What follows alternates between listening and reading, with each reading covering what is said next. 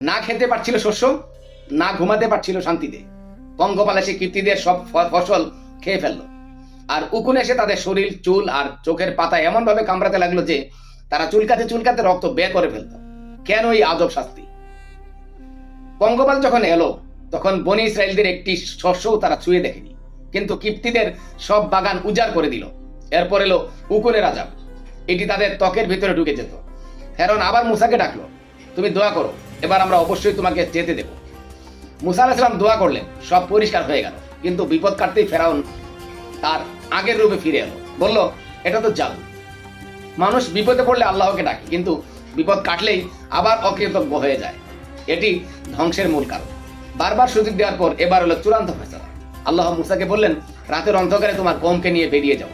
কিন্তু সাগরের কিনারে গিয়ে মুসা দেখলেন সামনে পানি আর পেছনে ফেরাউনের বিশাল বাহিনী। তখন কি হলো দেখুন আমার আগামী পর্বে।